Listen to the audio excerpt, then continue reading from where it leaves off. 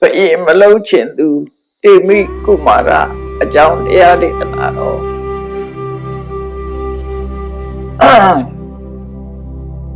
မန္တရားနဲ့နိဗ္ဗာန်အကြောင်းဟောလို့ပြီးတော့ဒီနေ့ဇတ်တော်ကြီးဆက်ဝဲတဲ့က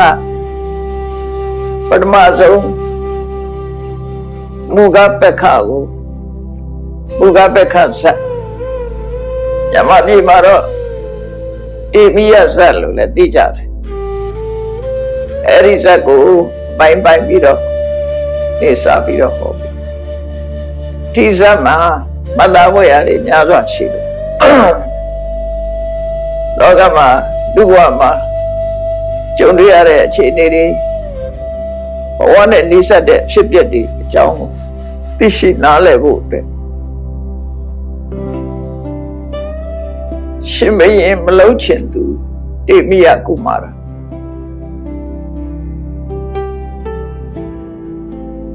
ဒီဇာတ်လမ်းလေးကိုစပြီးတော့ပြောကြရအောင်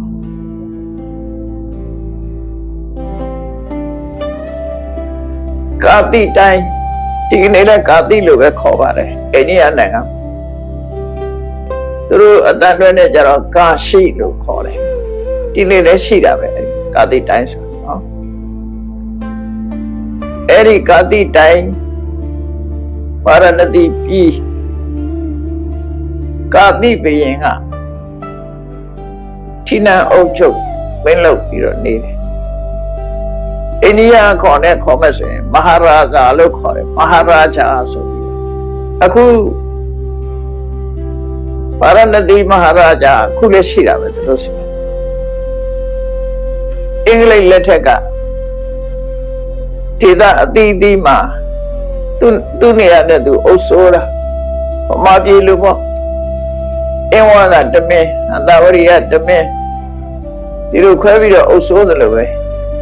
အိန္ဒိယနိုင်ငံမှာလည်းပဲတရားတစ်ပါးသောမင်းနေဆိုတာအိန္ဒိယနိုင်ငံကိုပြောတာပဲဗမာပြည်ပါရမဟုတ်ဘူးတရားတစ်ပါးသောမင်းဆိုတာအိန္ဒိယနိုင်ငံမင်းနေအဲသူတို့နိုင်ငံမှာခဏထိအောင်မဟာရာဇာလို့ပဲခေါ်တယ်မဟာရာဇာ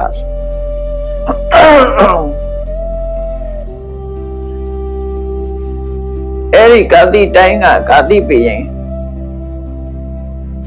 အုပ်ချုပ်နေတဲ့အချိန်ပေါ့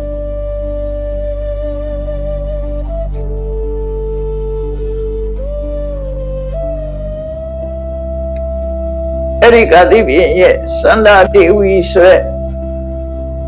မိဖုရားကသားတော်လေးတစ်ပါးထွန်းကားလာတယ်မိဖုရားမောင်မမိတ်တန်16,000ရှိတဲ့ထဲကဒီစန္ဒာတေဝီမိဖုရားကပဲအားလေးရလာတဲ့အခါကျတော့တပည့်အုပ်ချုပ်တဲ့မင်းတွေမှာဘာမထုံးကားလို့ရှိရင်လည်းမကြိုက်ကြဘူးများလုံးအားကြီးပြန်တော့လေပြဿနာတက်တယ်မင်းတို့မင်းမှာဆိုရင်မင်းသားတွေများနေလို့ပြဿနာတက်တယ်လေအသာသမီးမထုံးကားတဲ့ဘင်းနေကြတော့လေတိုင်းပြည်မွေဆက်ခံမဲ့ပုဂ္ဂိုလ်အတွက်လူရစိတ်ပူကြပြန်တော့ကံကောင်းပြီးတော့စန္ဒာဒေဝီမိဖုရားကသားတော်လေးတစ်ပါးမွေးဖွားလိုက်တယ်တိုင်းပြည်ရဲ့အနာဂတ်အတွက်စိတ်ပူနေကြတဲ့ကာတိဘုရင်ရောဘုမပရိသတ်တွေကရောစိတ်နှလုံးအေးချမ်းပြီးဝမ်းသာအားရဖြစ်ကြတယ်ထိနန်းမွေဆက်ခံမဲ့မင်းသားလေးတစ်ပါးရပြီဆိုတော့ကြည်နူးဝမ်းသာကြတယ်သူတို့ရဲ့စိတ်နှလုံးဟာပီတိနဲ့ဆွဖြန်းထားတယ်လို့လန်းဆန်းကြတဲ့အတွက်တေမိယကုမာရလို့နာမည်ပေးတယ်တေမိယဆိုတာဆွတ်ဆိုစေတယ်6ကပ်ပြီးတော့မနေဘူးဒီမင်းသားလေးမွေးလိုက်တဲ့အခါပို့ပြီးတော့စိုးပြေးလာတယ်လို့ဆိုလို့ပေါ့နော်ရှေးဆိုတာကိုလည်းတေမိယလို့ခေါ်တာ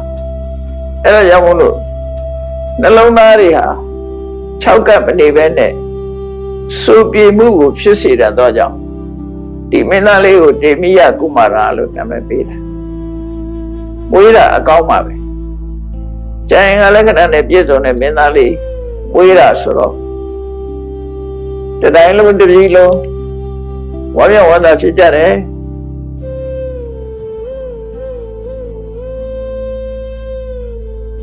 တလသာအရွယ်ရောက်တဲ့အခါကျတော့သားတော်လေးကိုအဝတ်တန်းစာလှလှပပလေးဆင်းပြီးတော့ပြည်ပြားကြီးက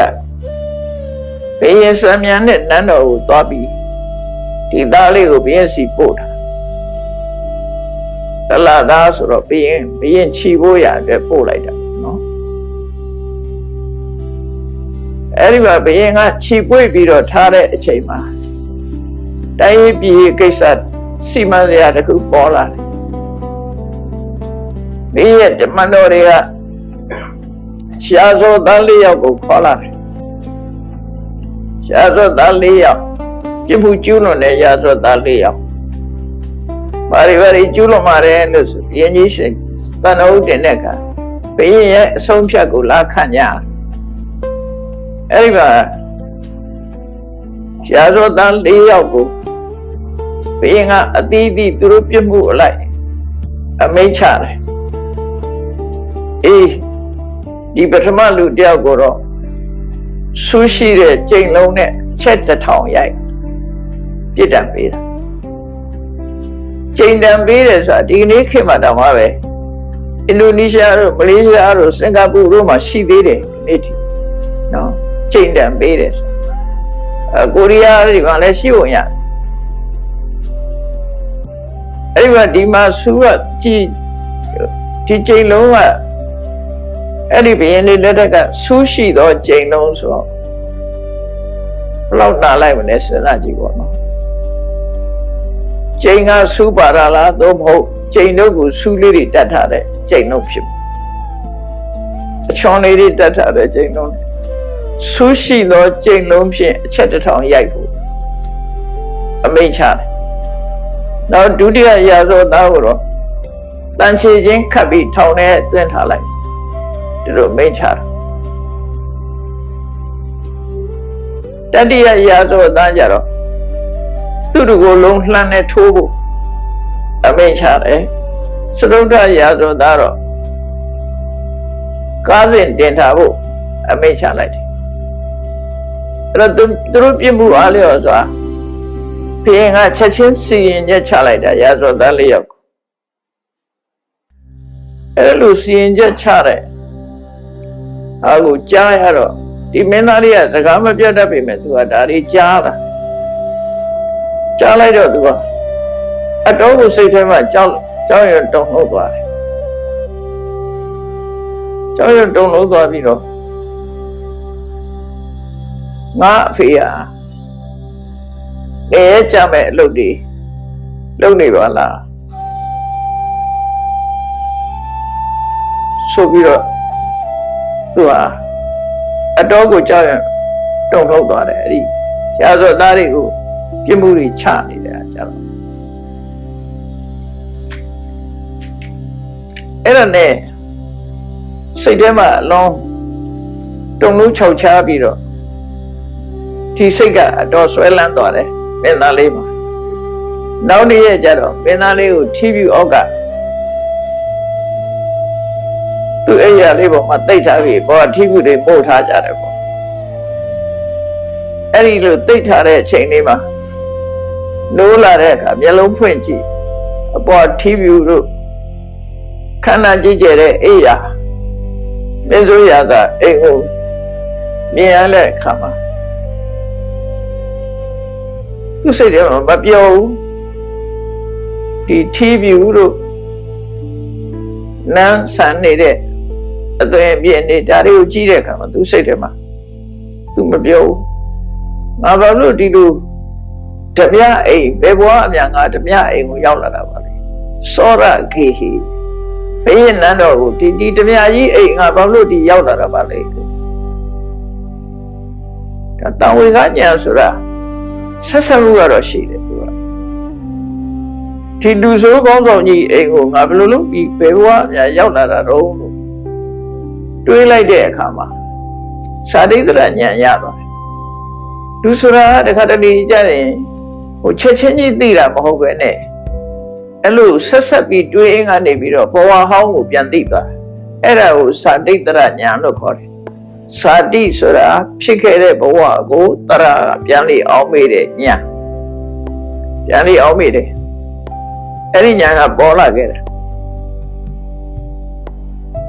ဘာလို့ဆိုထီးပြူနဲ့ဒီလိုခန်းခန်းနားနားသူကနေခဲ့ဘူးတာဟုတ်နေခဲ့ဘူးတော့ဒါတွေကြည့်ပြီးတော့တိတ်တုံးကလည်းဒီလိုနေခဲ့ဘူးပါတယ်ဒီအိမ်တို့ဟာမျိုးငါဘာလို့ရောက်လာတာပါလဲအားကြောင့်ဒီနေရာပြန်ရောက်လာတာပါဆိုပြီးတော့စာတိတ္တရဉာဏ်ရပြီးတော့ပြန်ကြည့်လိုက်တဲ့အခါမှာသူကအဲ့ဒီဗာရဏသီပြည်မှာပဲနှစ်ပေါင်း20မင်းလုပ်ခဲ့ဘူးတဲ့အရင်ဘဝတွေတော့တခုတော့ဘဝမှာမင်းလုပ်ခဲ့တယ်နှစ်ပေါင်း20အုပ်ဆိုးခဲ့ပြီးနှစ်ပေါင်း8000ဥက္ကဋငရဲမှာငရဲခံခဲ့ရဥက္ကဋငရဲမှာငရဲခံရှင်မင်းဆိုရမျိုးက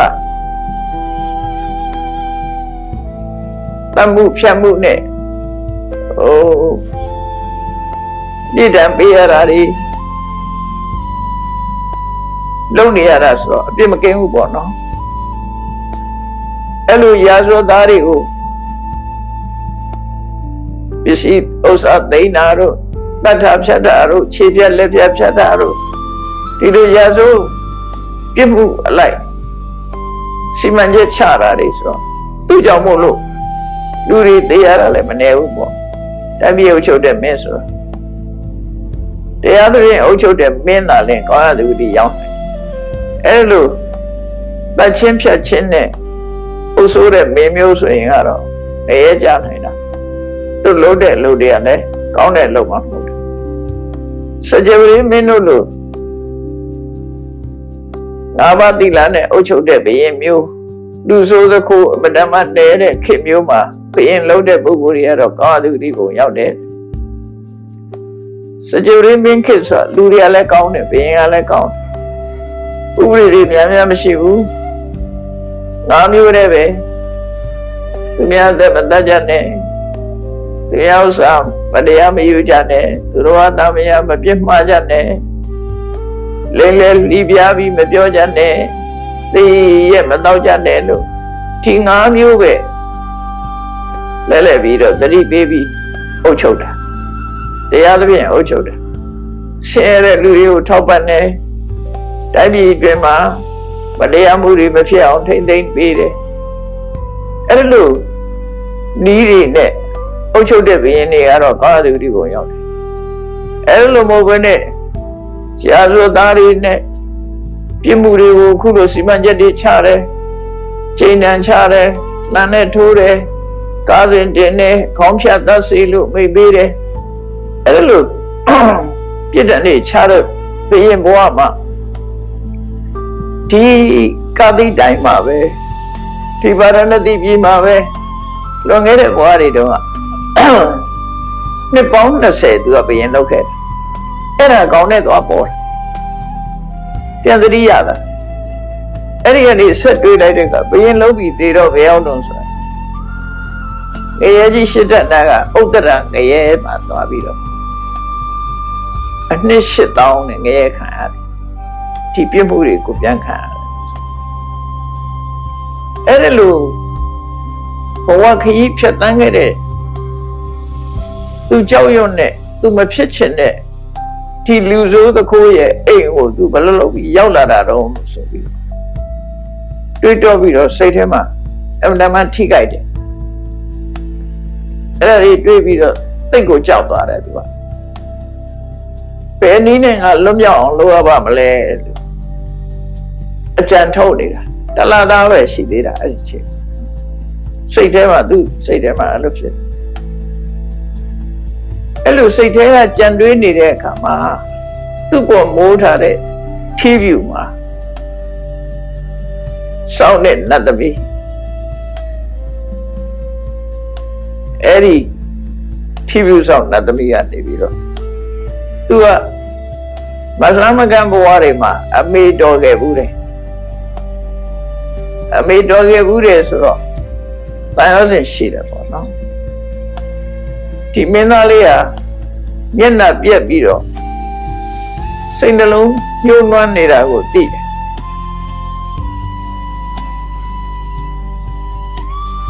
သိတဲ့အခါမှာသူဘာကြောင့်ဒီလိုဖြစ်တာတော့ဆိုတာဒီအိမ်ကိုသူလူလာဖြစ်လို့စိတ်တွေကမကြေမနပ်ဖြစ်တယ်ဆိုတာကိုသိတော့ဘယ်လိုလုပ်ပြီးလွတ်ရမလဲလို့ဆိုတာကိုနတ်သမီးကအကြံပေးတယ်တဲ့သူဒီလိုအိမ်မျိုးကလွတ်တဲ့နည်းရှိပါတယ်ဆိုပြီးသူ့ကိုအားပေးစကားပြောတယ်။ဘာပြောလို့ဆိုမာပန္တိစယံဝိဘဝယမင်းတတိလိမ္မာအကြောင်းကိုဘယ်သူမှမပြနဲ့တဲ့။ငါသားမင်းတတိလိမ္မာအကြောင်းကိုဘယ်သူမှမပြနဲ့။မင်းအသိဉာဏ်ရှိတယ် bright ဖြစ်တယ်ဆိုတာဘယ်သူမှမသိစေ။ဆိုလိုတာဆွံ့ရောင်အားရောင်နာမကြရအောင်ဆောင်းထားနော်ဆွမ်းအားနာမကြဆွမ်းတယ်ဆိုတာ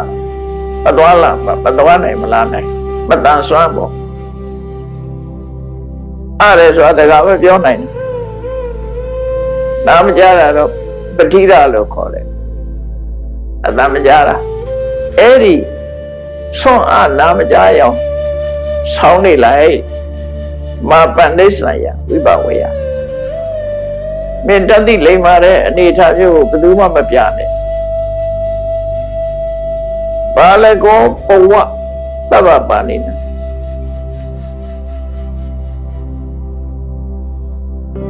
အလုံးထဲမှာမင်းဟာဘာမှမသိမလိမ္မာတဲ့လက်ဘိန်းတုံးအောင်ဆောင်းနေလိုက်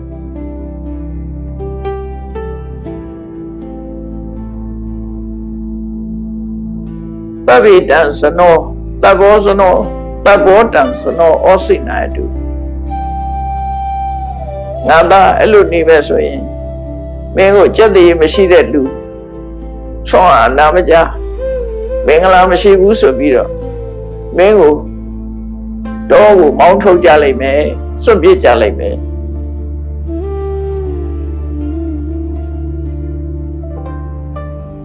ဧဝံတဝအထောဘိတ္တိအဲ့ဒါဆိုရင်တော့မင်းဒီကလွတ်မြောက်ဖို့နိလန့်ရတယ်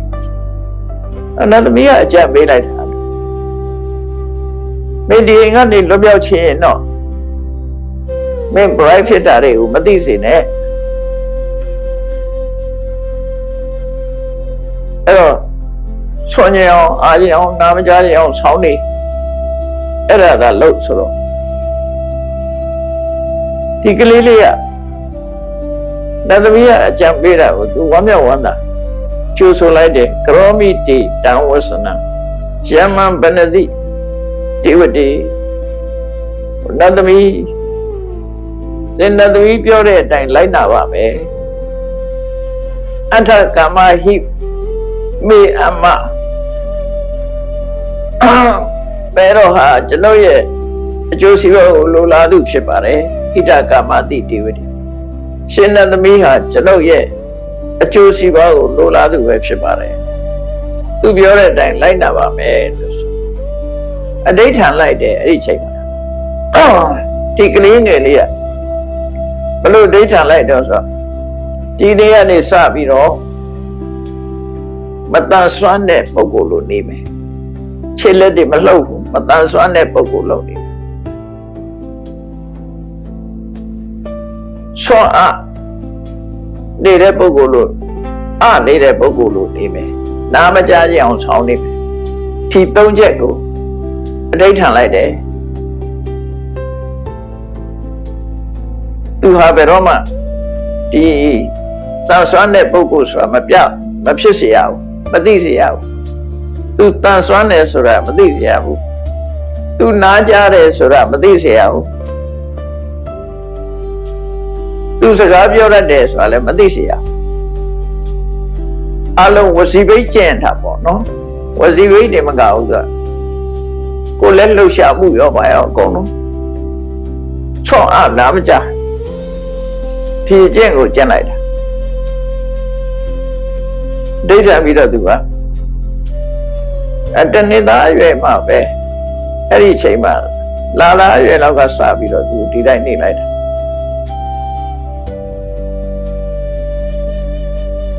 အဲ့တော့ဒီမင်းသားလေးမွေးဖွားလာတဲ့အခါမှာအမတ်900ရဲ့အိမ်မှာလည်းပဲအသီးသီးအမတ်ဒီမှာသားလေးတွေမွေးတယ်တပြိုင်တည်းမွေးဖွားလာတာ900ရှိတယ်ဘုရင်ကြီးကမင်းသားလေးဖော်ရအောင်ဆိုပြီးတော့အမတ်သား900ကိုလည်းပဲအဝတ်တစားတွေပေးပြီးတော့နန်းတော်ခေါ်ထားတယ်ဒီကလေးတွေအားလုံးကိုပဲနန်းတော်ကကျွေးမွေးဆောင်ရှောက်တယ်မင်းသားလေးမပြင်းရအောင်ဆိုပြီးတော့ရွယ်သူကလေးတွေကိုအကုန်လုံးနန်းတော်မှာစုထားတယ်စားတူသွားတူလာတူတကယ်ချင်းပေါင်းတဲ့နေနဲ့ပျော်ရအောင်လို့ဆိုပြီးတော့နန်းတော်ထဲမှာဒီကလေးတွေကိုထားတယ်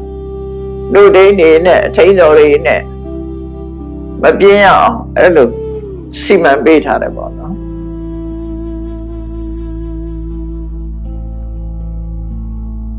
အဲ့လိုဒီကလေးလေးကိုဒီစောင့်ကြည့်နေတဲ့အချိန်မှာခါတိုင်းကလေးတွေကနှိုးစားလို့ငိုကြတာတော့သူကြည့်ရင်ငိုလည်းမငိုဘူးအဲ့ရက်ကစားပြီးငိုလည်းမငိုထားတဲ့အတိုင်းပဲလှုပ်လည်းမလှုပ်ဘူးငိုလည်းမငိုဘူးလှုပ်လည်းမလှုပ်ဘူးဘေးကအတန်လေးကြားလဲသူကကြည့်လည်းမကြည့်ဘူးလှဲ့လဲတော့ပုံစံကသူကနားမကြားဘူးနော်စကားမပြောတတ်ဘူးမတန်ဆွမ်းဘူးဆိုတဲ့အနေအထားမျိုးတိုင်းသူကနေခြားထားတဲ့နေရာပဲနေတနေ့ကနှုံးမတိုက်ပဲထားလဲပဲနှုတ်စားတယ်လို့မဟုတ်ကျန်တဲ့ကလေးတွေကငိုကြတယ်အော်ကြတယ်တောင်းကြတယ်ငိုရကြတယ်ဒီမင်းသားတွေကငိုတယ်လို့ကိုမရှိဘူးထားတဲ့အတိုင်းနေသို့တော့သူ့ကိုအကဲခတ်နေကြတော့ကြည့်တဲ့ပုဂ္ဂိုလ်တွေကဒါမတန်ဆွမ်းလည်းမဟုတ်ဘူးလက်တွေခြေတွေကြည့်မတန်ဆွမ်းတဲ့လည်းမဟုတ်ဘူးဆွမ်းအနာမကြတဲ့အနေထားမျိုးလည်းမရှိဘူးပေါ့နာမကြတဲ့အနေထားလည်းမရှိဘူးအကုန်လုံးကပုံပန်းတဏ္ဍာကအကုန်ကောင်းနေတဲ့ပုံကြီးပဲဘာကြောင့်မလဲစဉ်းစားရကြဒီကလေးလေးကထားတဲ့အတိုင်းပဲဒီမင်းသားလေးကနေတော့ဒါနဲ့အမတ်တွေကအကြံပေးတယ်နှုတ်ဖြတ်ကြည့်ပါသူစားရင်မကစားလို့ရှင်တော့ဟိုမှာပဲနှုတ်ဖြတ်ကြည့်မယ်ဆိုတရလောက်နှုတ်မတက်ပဲထားကျန်တဲ့ကလေးတွေနဲ့တူတူပဲနှုတ်မတက်ပဲထားတယ်ကျန်တဲ့အကောင်တွေကတော့ငိုလိုက်ကြတာတနန်းတော်လုံးစူးညံ့သူ့ကြည့်တော့ဒီတိုင်းပဲနှုတ်မတက်ပဲထားလဲဒီတိုင်းပဲဟောတရမတက်နောက်ရတည်းလေအဲ့လိုစမ်းတတ်တယ်စမ်းတတ်ကြည့်တော့သူကတော့အချိန်ကြီးမပြတ်ဘူးအချိန်ကြီးမပြတ်ဘူးအဲ့လိုပဲနေတော့အမျိုးမျိုးစမ်းလိုက်တာတနှစ်သားအရွယ်မှာလုံးမတိုက်ဖက်နဲ့ပြစ်ထားတာနဲ့အရင်စပြီးတော့စမ်းလိုက်တယ်ပေါ့နော်စမ်းလိုက်တော့ဘလို့မှသူ့ရဲ့အခြေအနေတွေကပေါ်ပြီးတော့မလာဘူးပေါ်မလာဘူးတခြားကလေးတွေကတော့ငိုကြအော်ကြဟစ်ကြနဲ့နေကြတယ်အဲ့ဒါနဲ့လာသားအရွယ်ကနေတဖြည်းဖြည်းတနေ့သားအရွယ်ရောက်လာခဲ့တာစံတခံရတယ်တရချာလို့တိုက်တယ်လုံးမိဘကပဲမနေနိုင်လို့အထိန်တော်တွေကမလို့နိုင်လို့နှုတ်တိုက်ချိန်တန်းနေပြီသူကမတောင်းလည်းပဲတဏှာရနဲ့သွားတိုင်လိုက်ကြအဲ့ဒါလိုနဲ့တနေ့သားဘဝရောက်သွားတာသူ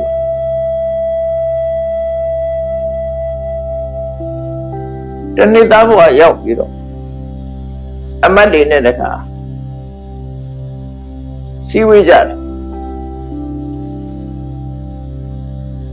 ဒီကလေးဟာကြည့်ရတာစောနာမကြလည်းမဟုတ်ဘူးသူ့ရဲ့ခြေတွေလက်တွေကြည့်ရတာအဲ့ဒါပုံမှန်ပဲဘာကြောင့်များဒီလိုဖြစ်ပါလဲတို့အမတ်တွေကဘုရင်ကြီးကိုသံတော်ဟုတ်တင်ကြပြန်တယ်တနေ့သားအရွယ်ရောက်လာခဲ့ပြီတနေ့သားကလေးတွေကဘာကြိုက်တတ်တုံးဆိုမုံပဲသေးစားကြိုက်တတ်တယ်မုံကလေးတွေချိုချင်းလေးတွေအလိုအလေးမုံပဲသေးစားတွေကြိုက်တတ်ဒါနဲ့ဒီကလေးကိုမုံပဲသေးစားနဲ့စမ်းမယ်ပထမနိုးမတိုက်ပဲနဲ့စမ်းတယ်နောက်တနေ့သားအရွယ်ရောက်တဲ့အခါကျတော့စားဝဲတော့ဝဲမုံမျိုးစုံနဲ့သူ့စမ်းတယ်ကျန်တဲ့ကလေးတွေရောအကုန်လုံးမုံမျိုးစုံထားပြီးတော့မုံတွေကိုစားဖို့ကလေးတွေကြားထဲမှာချပေးကျန်တဲ့ကလေးတွေကတော့လူရက်ပြီးတော့စားကြတယ်မဟုတ်ဘူးသူကတော့လှုပ်ကိုမလှုပ်ဘူးကျန်တဲ့ကလေးတွေကလူကြရံဖြစ်ကြစားကြနဲ့အဲ့ဒီအချိန်မှာကျန်တဲ့ကလေးတွေစားနေတဲ့အချိန်ဒီမင်းသားလေးကတော့သူ့ကိုယ်သူကိုပြောတယ်မင်းငရဲကြောက်လို့ရှိရင်မုံမစားနဲ့ငရဲကြရင်ဒီတဲ့ခံရမှာမယ်မုံတော့စားခြင်းနဲ့စိတ်တော့ပေါက်တယ်ဒါပေမဲ့မင်းမုံမစားနဲ့မုံစားရင်မင်းငရဲကိုခံရမှာဆိုပြီးတော့အဲ့ဒီမုံကိုကြည့်ကိုမချီဘူးဒီတိုင်းပဲမလှုပ်မရှက်ပဲနေလိုက်တယ်အဲ့ဒါနဲ့တနေ့သားအရွယ်ဟာအမျိုးစုံကလေးကြိုက်တဲ့မုံမျိုးစုံနဲ့ဘယ်လိုပဲစမ်းသူဟာလမ်းမလာတော့ဒါနဲ့နှစ်နှစ်သားအရွယ်ရောက်တဲ့အခါကျတော့နှစ်နှစ်သားကလေးတွေကပါကြိုက်တတ်တော့ဆိုတဲ့ကနှစ်နှစ်သားအရွယ်ကျတော့သတိသင်္နံလေးတွေကြိုက်တယ်အသီးလေးတွေကြိုက်တယ်ပေါ့အသီးလေးတွေကြိုက်တော့အသီးမျိုးစုံစတော်ဘယ်ရီတို့ဘလူးဘယ်ရီတို့စီးသီးတို့အပြောသီးတို့ဆိုတာဒီကလေးတွေကြိုက်တတ်တဲ့အသီးနှံလေးတွေကိုချပြီးတော့ပေးတယ်သူနာလေးပါချထားတယ်ကျန်တဲ့ကလေးတွေကတော့အလူရက်သူတဲ့ငါလူရက်ပြီးတော့စားကြတယ်ကျန်တဲ့ကလေးတွေလူရက်စားတာကိုသူကကြည့်တော့မကြည့်ဘူးတဲ့မင်းသားလေးကကြည့်တော့မကြည့်ဘူးသူကသူဆုံးမတယ်မင်းတစ်တီးသွားမကြိုက်လေနဲ့တရေကဒီတဲ့ဆိုးတယ်ဆိုပြီးတော့သူကသူအောင်ရင်သိခံတယ်အဲ့ဒါလိုနဲ့ပဲတစ်တီးနဲ့စားတော့လည်းပဲမရဘူးတစ်နှစ်ကုန်သွားတယ်တစ်နှစ်လုံးစားတာအဲ့ဒါ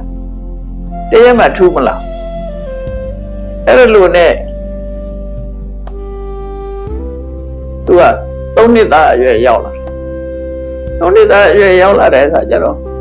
ကစားစရာအယုတ်ကလေးတွေကလေးတွေကအဲ့ဒီကျတော့ကစားစရာအယုတ်ကလေးတွေမက်တယ်ဆင်းယုတ်ကလေးတွေမြင်းယုတ်ကလေးတွေခွေးယုတ်ကလေးတွေနွားယုတ်ကလေးတွေနဲ့ဆင်းယုတ်အဲ့ဒါမျိုးလေးတွေကိုသူတို့ကစားစရာအယုတ်ကလေးတွေကိုအမတန်မှမက်ကြတယ်အဲ့ဒီမှာဆင်းယုတ်မြင်းယုတ်ကလေးတွေလုပ်ပြီးတော့ကလေးတွေကိုအနာချပေးထားတယ်ကျန်တဲ့ကလေးတွေကတော့လူရက်ပြီးတော့ယူကြတယ်တယောက်နဲ့တယောက်ရံဖြစ်ကြတယ်လူချတယ်ထားပြီးတော့ဖះလောင်မင်းသားတွေကတော့ကြည့်တော့မကြည့်ဘူးတဲ့ကြည့်တော့မကြည့်တော့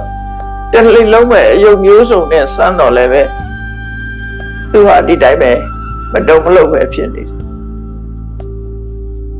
အဲ့ဒါကိုအကြောင်းပြုပြီးတော့မတုံမလို့တုံဒီဝေါ်နေတဲ့လူကိုတိမိလုံနေတယ်လို့ပြောကြတာပေါ့နော်မာတွေကတိမိလုံနေတယ်ဆိုတာဒီဇလန်းကိုပြောတာပဲသူကတော့ဘာမှလှုပ်ရှားမှုမပြဘူးအဲ့ဒါလိုနဲ့3နှစ်သားအရွယ်လွန်သွားတယ်4နှစ်သားအရွယ်ရောက်သွားတယ်ကဲဒါဖြင့်4နှစ်သားအရွယ်တွေကဘာတွေကြိုက်တော့ဆိုအစားအသောက်တွေကြိုက်တယ်အစားအသောက်ကြိုက်တော့အစားအမျိုးစုံမုံပဲသေးစားမျိုးစုံချပြီးတော့ပေးစားခြင်းမွေတွေမျိုးစုံလုပ်ပြီးတော့ချပေးတော့ဖြစ်မင်းသားလေးကသူ့ကိုယ်သူဆုံးမတယ်မင်း မစားခြင်းနဲ့ဟောဒီလိုအစာမစားရတော့သိတဲ့ဘဝတွေလည်းပဲအများကြီးရှိတယ်နေရဲလောက်တော့ဘယ်မှကြောက်စရာမကောင်းဘူးဆိုပြီးတော့နေရဲနဲ့သူ့ကိုယ်သူချင်းချောက်ပြီးတော့တို့နေအဲ့တော့ဒီလိုတခြားကလေးတွေကလူရဲ့စားကြတော့လေသူကလုံးဝကိုမလှုပ်ရှားတော့မိဖုရားကြီးကအမေလုံးတဲ့မိဖုရားကြီးကမနေနိုင်တော့သူ့လက်နဲ့အဲ့ဒီပုံလေးတွေခွန့်ပေးတယ်ခွန့်ပေးမှပဲစားတယ်မစားဘူးလှုပ်ရှားမှုလုံးဝမပြအဲ့ဒီလိုနဲ့၄နှစ်ပြည့်သွားတော့9နှစ်တည်းရောက်ပြန်တော့9နှစ်သားအရွယ်ကစားစရာနဲ့ဖြာရောက်တာတော့တော်တော်ဆုံးသွားပြီလေခုနအယုတ်တို့အသီးတို့အစားအစာတွေနဲ့ဖြာရောက်လို့တော့မရအဲ့တော့9နှစ်သားကလေးတွေကဘာဖြစ်တုံးဆိုမီးကြောက်တယ်တဲ့သူတို့က9နှစ်သားအရွယ်ကမီးပူမှတိတ်ကြောက်တယ်မီးကြောက်တဲ့အခါကျတော့မီးနဲ့စားမယ်ဆိုပြီးနန်းရင်ပြင်အကျယ်မှာတကားတွေအများကြီးတက်ထားတဲ့အိမ်တိမ်ကိုဆောက်တယ်။ရှားကြီးတဲ့ယာယီအိမ်ကိုဆောက်ပြီးတော့အဲ့ဒီထမ်းရွက်တွေပါတွေနဲ့မိုးထားပြီးကလေးတွေရောဒီမင်းသားလေးရောအဲ့အိမ်ထဲမှာရှိနေတဲ့အချိန်မှာထမ်းရွက်တို့တိရွက်တို့အဲ့ဒီတက်ကယ်တို့ဆိုပြပြပြမိလောင်တာဟုတ်သူတို့နေတဲ့အိမ်ကိုဘေးကနေပြီးတော့အဲ့ဒါမီးရှို့လိုက်တဲ့ကောင်အိုးနဲ့မီးတွေတောင်းလာကျန်တဲ့ကလေးတွေကတော့အကုန်ထပြေးကုန်တာသူကတော့လှုပ်ကုန်မလှုပ်ဘူးမီးလောင်တာလှုပ်ကျန်တဲ့ကလေးတွေကအကုန်မီးမြင်တာနဲ့အကုန်ကြောက်ပြီးတော့ထွက်ပြေးသွားသူတို့နေတဲ့ရှားရီတဲကိုမီးရှို့ပြီးတော့ချင်းချောက်တာအကုန်လုံးကျန်တဲ့ကလေးတွေကကြောက်ကုန်တာမင်းသားလေးကတော့ဒီပူကငရဲပူနဲ့စားလို့ရှိရင်ဘလောက်မှမပြောပါတော့ပါဘူးဆိုပြီးတော့မလှုပ်ကုန်မလှုပ်ပဲနဲ့ပြေးလည်းမပြေးဘူးဒီတိုင်းပဲခံနေတယ်အဲ့ကြတော့မှသူ့နာလေးမီးရောက်လာတဲ့အခါမှာမနေနိုင်တော့မိဘတွေကကလေးတွေပွေ့ချီပြီးတခြားခေါ်သွားသူ့အနေနဲ့ကတော့မီးလောင်လဲချွေးမှာမဟုတ်ဘူးပေါ့ဒိဋ္ဌံထားအဲ့လိုနဲ့9နှစ်သားပြီးသွားတယ်6နှစ်သားရောက်လာပြန်6နှစ်သားကျတော့ဘာကြောက်တတ်တုံးဆိုရင်ဆင်ကြီးတွေပါလေလာရင်ကြောက်တယ်ဆင်မြင်ကြောက်တယ်အဲ့ဒါနဲ့မုံယူတဲ့ဆင်တွေကိုကြောက်လို့အဲ့ဒါရင်ကျေးတဲ့တင်ပြထားတဲ့ဆင်လိမ္မာတကောင်ကိုဆင်လိမ္မာတကောင်နဲ့ဒီမင်းသားလေးကိုစမ်းတတ်အခြားကလေးတွေနဲ့ဒီမင်းသားလေးကိုလိုင်းပြင်မှာထိုင်ခိုင်းတာပြီးတော့သူတို့ထိုင်နေတဲ့နေရာဆင်ကြီးတွေကောင်လွှတ်လိုက်တယ်ဆင်ကလည်းပဲတင်ထားတဲ့အတိုင်းဟန်းလို့တယ်ပေါ့လက်ရွစွန့်နာမောင်းကြီးမြောက်အမီးကုတ်ပြီးတော့ချိုးကြတန်ခဲ့သူဆူရှာတဲ့အတန်ကြီးနဲ့အော်ပြီးသူတို့စီကိုပြေးလာတင်ထားတဲ့အတိုင်းလှုပ်တာသူတို့ကိုနင်းတော့မယ်ထိုးတော့မယ်ဆိုတဲ့ပုံစံမျိုးနဲ့ဆင်ကြီးကပြေးလာတယ်အဲ့လိုပြေးလာတဲ့အခါကျန်တဲ့ကလေးတွေကတော့ကုန်ကြောက်ပြီးတော့အောငိုပြီးထွက်ပြေးကုန်ကြတယ်မင်းသားလေးကတော့အေးဆင်နေတာငရဲနဲ့ဆိုင်တော့တက်တာတယ်နင်းမစီဆိုပြီးတော့လှုပ်ကုန်မလှုပ်ဘူးတော့ထားလည်းမပြေးဘူးတကယ်ဆုံးအနာမကျပုံစံနဲ့ပဲနေလိုက်တယ်ဆင်ကြီးကသူ့နားရောက်လာတယ်တင်ထားတဲ့အတိုင်းပဲမင်းသားလေးကိုပွေ့ပြီးတော့နာမောင်းနဲ့ပွေ့ချီလိုက်အဲ့လိုပွေ့ချီထားလဲသူကမလှုပ်ဘူးတဲ့မကြောက်ဘူးမပြေးဘူးအဲ့လိုဆင်နဲ့စမ်းတတ်တော့လေသူဟာကြောက်စိတ်ဒီလှုပ်ရှားမှုကလုံးဝမပြဘူးလို့ဆိုအဲ့ဒါနဲ့6နှစ်သားပြည့်သွားတော့9နှစ်သားပဲရောက် ခုနှစ်နှစ်သားကြတော့ဘာကြောက်တတ်တုံးဆိုမွေကြောက်တယ်တဲ့အဲ့ချိန်အဲ့ဒီမှာမွေတွေနဲ့တခါစမ်းသပ်ပြန်နိုင်ရင်ပြင်မှာကလေးတွေအလုံးစုထားပြီးတော့မွေတွေကိုစိတ်တော့မရှိအောင်အဆွဲတွေပါတွေချိုးဆေးတွေပါတွေနဲ့လှုပ်ထားပြီးတော့မွေတွေလွတ်လိုက်တာမွေတွေလွတ်လိုက်တော့ကြံတဲ့ကလေးတွေကတော့မွေမြင်တာနဲ့အကုန်ပြေးကုန်ကြတာဒီမင်းသားလေးကတော့လုံးဝမပြေဘူးသူနာမွေတွေရောက်လာလည်းမပြေဘူးမွေတွေကလည်းသူ့နာလာပြီးတော့သူ့ကိုရစ်ပတ်ပြီးတော့ဖပြင်းနေနဲ့အုပ်ထားမွေကသူ့ကိုလာရစ်တယ်ခေါင်းပေါ်မှာဖပြင်းထောင်ပြတယ်အဲ့လိုလုပ်လေလုံးဝမလှုပ်ဘူးလေဟောမွေကလာပြီးတော့ပတ်လက်သူမလှုပ်ပဲနဲ့နေသူ့ကောင်းထဲမှာတော့စဉ်းစားနေတယ်အေးဝေကိုင်းလို့သေးတာငရဲကြတာနဲ့ဆိုင်အများကြီးသက်သာပါသေးတယ်သူ့ကိုသူငရဲနဲ့ပဲချင်းချောက်ပြီးတော့အဲ့လိုခုနှစ်နှစ်သားအရွယ်ဟာသူစမ်းသပ်ရနေပြီးတော့ပြန်ရှစ်နှစ်သားအရွယ်ကြတော့ဘာကြိုက်တော့ရှစ်နှစ်သေးကြတော့ပွဲကြိုက်တယ်ဆိုတာကတာနားထောင်ရင်ဆိုကအကတွေကြည့်ချင်သူတို့ကိုယ်တိုင်လည်း dance လုပ်တယ်လားမသိအောင်ရှင်းနေတာအရွယ်ကြကချင်ပါအဲ့ဒါနဲ့အဲ့ဒီမှာကလေးတွေအကုန်လုံးစုပြီးတော့ဆိုအကပွဲကျင်းပါတယ်ကျင်းပါတဲ့အခါကလေးတွေကပျော်လိုက်ကြတာသူကတော့အဲ့ဒီမှာငုတ်တုတ်ပဲထိုင်နေတယ်လုံးဝမလှုပ်ရှားဘူးဆိုတာကတာကိုကြည့်ပြီးတော့ဝမ်းသာတာလည်းမပြဘူးဘယ်လိုမှသူစိတ်ခံစားချက်မရှိတဲ့ပုံစံမျိုးနဲ့ငြိမ်နေတယ်ကြည့်လည်းမကြည့်ဘူးအဲ့ဒါလို့တစ်နှစ်ကြာအောင်စူးစမ်းတော့လဲထူးမခြားနာဖြစ်ခဲ့ဒါနဲ့ရှင်းနှစ်ကနေ9နှစ်သားရောက်သွားတယ်9နှစ်သားရောက်တဲ့အခါကျတော့ဓာတ်တွေပါတွေကိုကြောက်တယ်တဲ့9နှစ်သားအရွယ်ဒါကြောင့်မို့ကလေးတွေကိုနိုင်ပြမှာမှထားပြီးတော့လူတယောက်ကတန်လျက်ဓာတ်နဲ့ခုတ်တဲ့ဟန်မျိုးတွေလုပ်ပြီးတော့ဓာတ်တိုင်းကစားပြတယ်ပေါ့ကလေးတွေနာလာပြီးဓာတ်တိုင်းကစားပြဓာတ်တိုင်းကစားပြပြီးတော့သူကြားလောက်ငါတို့ဘုရင်ကြီးမှာကြက်တည်းမရှိတဲ့သားတစ်ယောက်ရှိတယ်သူ့ရဲ့ခေါင်းကိုဟောဒီဓာတ်နဲ့ဖြတ်မယ်လို့ပြောပြီးတော့သူ့ဓာတ်နဲ့ဖြတ်မဲ့ရွယ်ပြီးတော့လှုပ်လေလုံးဝမလှုပ်ထူးမခြားတာပဲသူကလုံးဝမပြတ်တာခေါင်းဖြတ်မယ်လို့ဆိုပြီးတော့ခေါင်းကိုကိုင်လဲပဲသူကလုံးဝမလှုပ်ဘူးတဲ့အဲ့ဒါလို့စမ်းတတ်တာလေတနေ့ပြည့်သွားတော့ထူးမခြားတာပဲဖြစ်သွားပြီ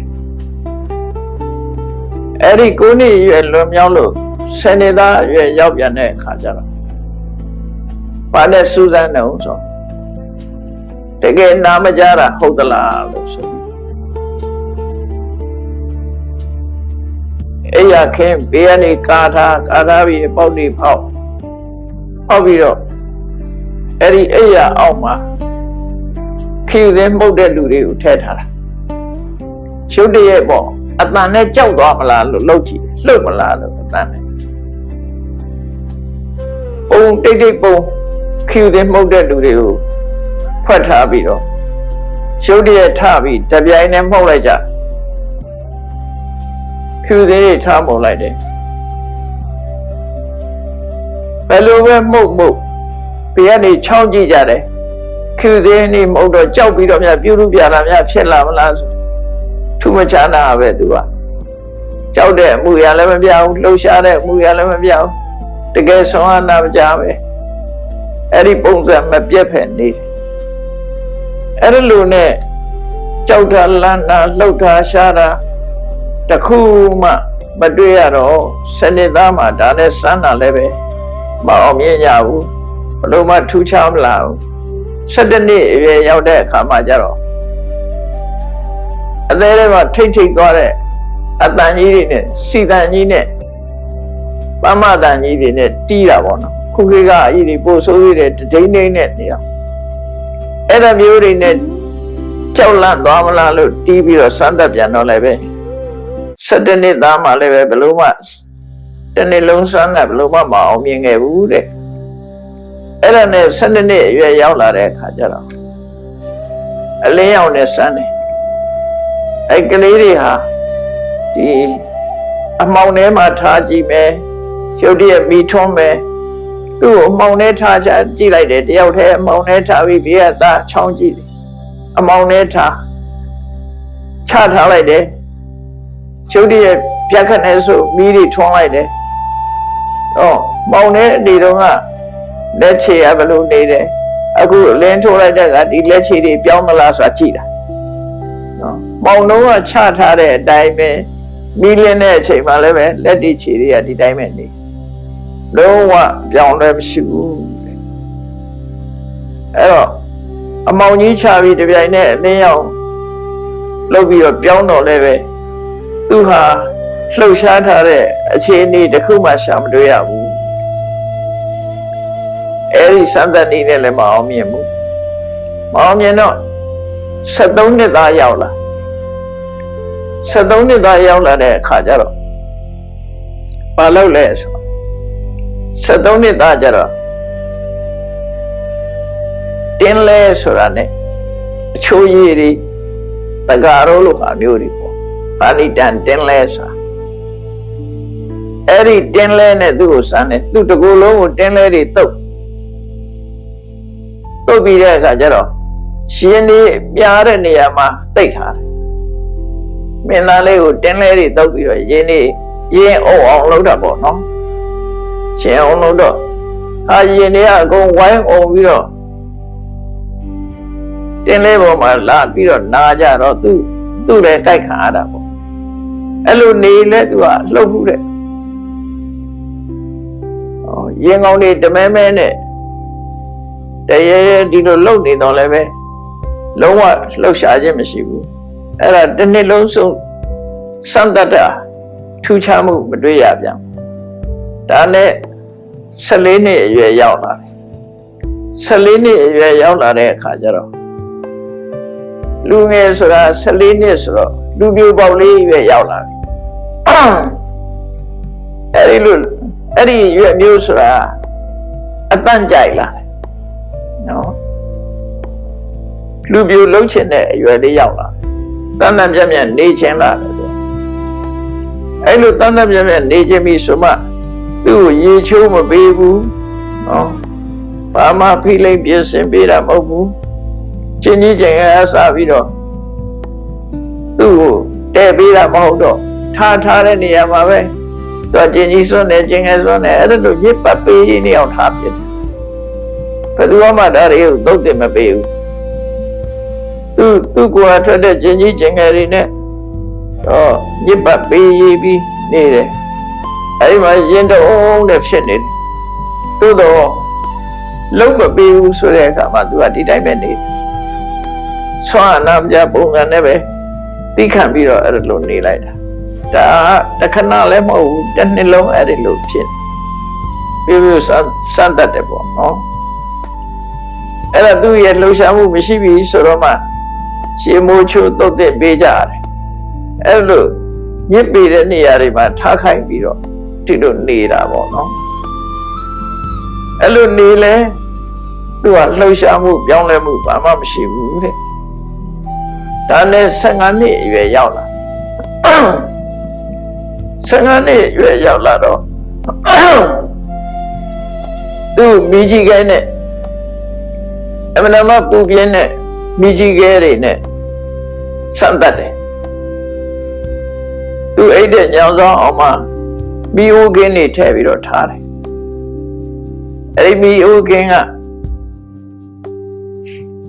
ဒီမိခဲတွေနဲ့ရဲဆိုတော့အမှန်တမ်းပူတာပေါ့အမှန်တမ်းပူတာအဲ့ဒီပူကြောင့်ဒီ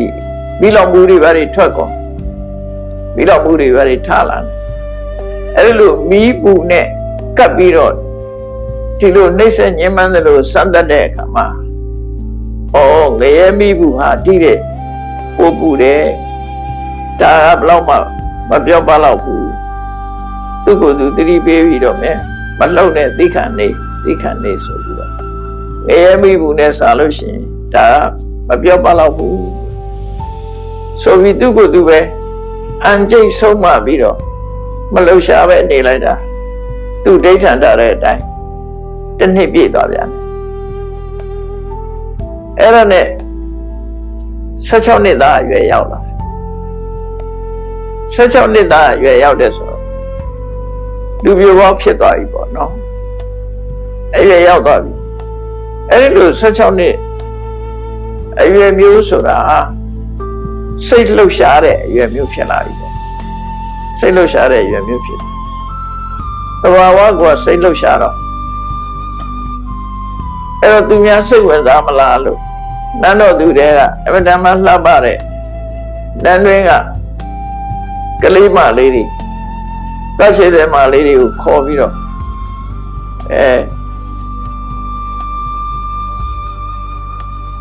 သူ့ကိုပွေခိုင်းတယ်ဖက်ခိုင်းတယ်လမ်းသားရည်တွေနဲ့ရေချိုးပေးတယ်အဲ့လိုတွေအိယာဘောတင်ပေးတယ်အမျိုးစုံဝိုင်းဝန်းပြီးတော့သူပြုစုကြတယ်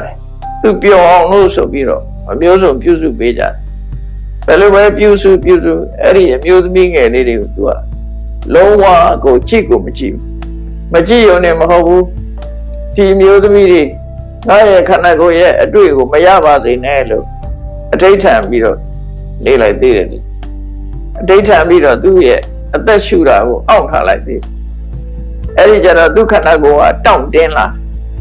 အသက်အောင့်ထားတဲ့အခါကျတော့ခန္ဓာကိုယ်ကချောချောမောမောဟိုဘက်နဲ့တောင့်တင်းလာအဲ့လိုတောင့်တင်းလာအောင်လုပ်ပြီးတော့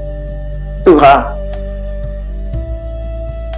ဗမာလူသားတယောက်ရဲ့အသားရည်မျိုးမဟုတ်ဘဲနဲ့တောင့်ကြီးဖြစ်လာအောင်အသက်မရှူဘဲနဲ့နေလိုက်တာအဲ့လိုလုပ်တဲ့အခါကျတော့ဒါလူမဟုတ်ဘူးဘလူဖြစ်လိမ့်မယ်ဆိုပြီးတော့သူ့လာပြီးဖြေပြောတဲ့မိန်းကလေးတွေကြောက်လန့်ကုန်ကြတယ်မလှုပ်ရှားတာကြည့်ပြီးတော့ကြောက်လန့်ကုန်အဲ့ဒီမှာလည်းပဲဘာမှထူးခြားတာကိုမတွေ့ရဘူးအဲ့ဒါလိုကြီးမားတဲ့အခက်အခဲတွေနဲ့အမျိုးစုံ16နှစ်ကြာတစ်နှစ်လည်းမဟုတ်တစ်လလည်းမဟုတ်တစ်ချိန်လည်းမဟုတ်အချိန်ချင်းအမျိုးစုံစံတတ်တော်လည်းပဲသူ့ရဲ့အဋိဋ္ဌံချက်ကြောင့်16နှစ်လုံး16ကြိမ်အမျိုးစုံစံတတ်မှုတွေဟာလုံးဝတစ်ခုမှမအောင်မြင်မဲနဲ့စံတတ်သူတွေသာရှုံးပြီးတော့သူ့ရဲ့အဋိဋ္ဌံကလုံးအောင်မြင်ပြီးတော့သွားတယ်ဒါဘုရားလောင်းနေဟာ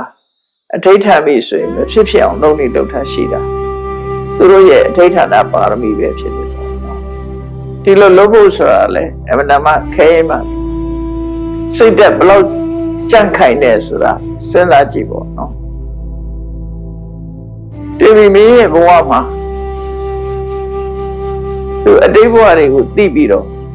အခုလို့သူစိတ်သူပြန်ပြီးတော့ဆောက်တည်ပြီး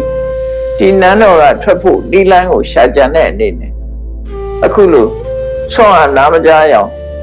ဆောင်းတာဟာဘလောက်ပဲစံတတ်ခံရစံတတ်မှုတွေအားလုံးကိုသူကကြော်ဖြတ်နိုင်ခဲ့သူ့ရဲ့အဋိဋ္ဌံအောင်မြင်ပြီးတော့16နှစ်အရွယ်ကိုရောက်လာခဲ့တယ်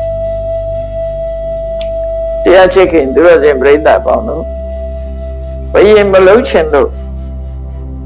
ဘဝမှာအခက်အခဲမျိုးစုံတွေကိုရှင်းဆိုင်ပြီး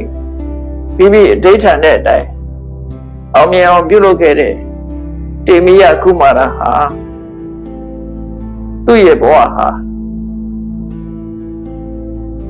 16နှစ်လုံးအဋိဋ္ဌံမပြတ်ထိမ့်သိမ်းဆောက်နိုင်ခဲ့လို့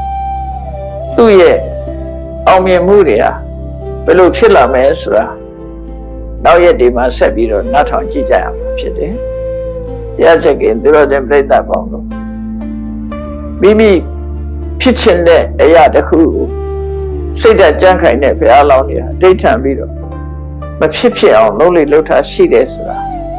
ဒီပုဂ္ဂိုလ်ရဲ့ထူးခြားချက်တွေပဲဖြစ်တယ်။ အမတမဆွဲစိတ်ကြီးမားပြီးတော့ထူးခြားတဲ့စိတ်ဓာတ်ရှိတဲ့ပုဂ္ဂိုလ်တွေသာလဲ